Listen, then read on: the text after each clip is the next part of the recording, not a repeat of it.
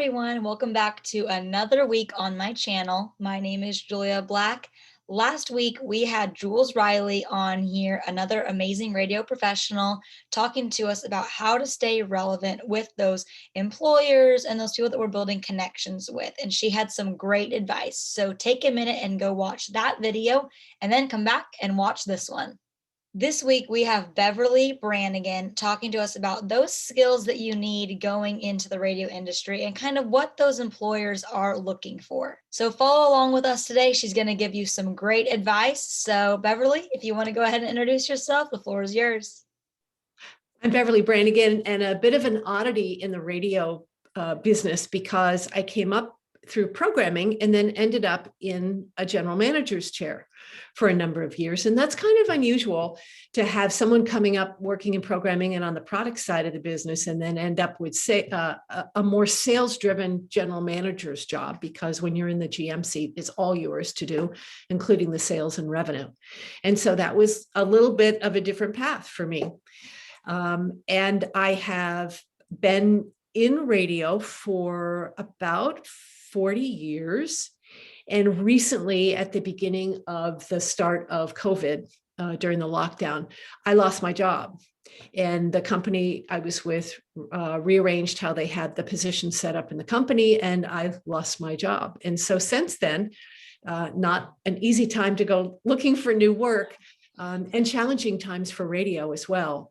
And so I just decided to start my own company, and I'm doing some consulting and working with air talents. And I think coaching air talent is such an amazing way to give back to this industry. So thank you for doing that. So my question to you today is, a lot of people may not know what exact skills they need to be successful in the industry. I'm sure we know some that are needed, but what are some ones that you've seen throughout the years that are really, really beneficial for people like me to have going into that first job? So for someone that's getting started, I would say delve deeply into the production of video, learn everything you can about the digital aspects of the business. Any digital skills you bring are going to be used and valued, and they become so much a part of radio that I feel like they're almost table stakes to get into radio right now. Everyone's looking for someone who can help with social media, who can help with website stuff, who can produce and post videos to make radio a 360-degree product. So it's available on all the different platforms, audio, video editing. I would make sure that you've got skills in all of those areas. And then I would say that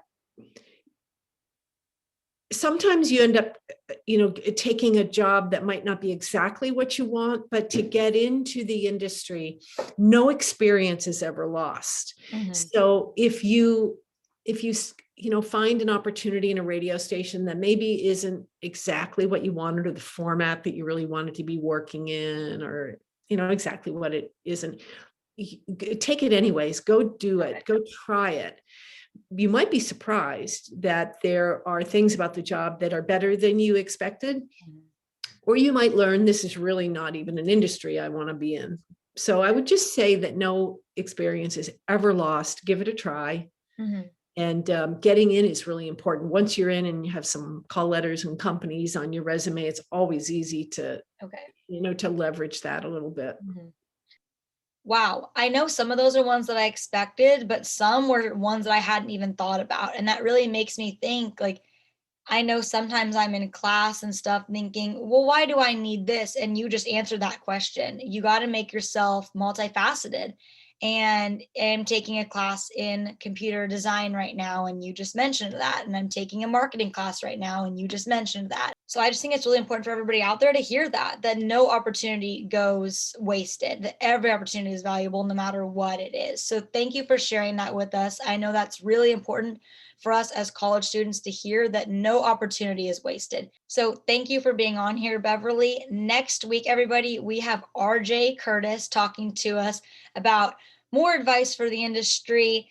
and how to get started in that first job, kind of how to approach that first job in the industry. So you don't want to miss that one. Subscribe below, and I'll see you next week. Bye.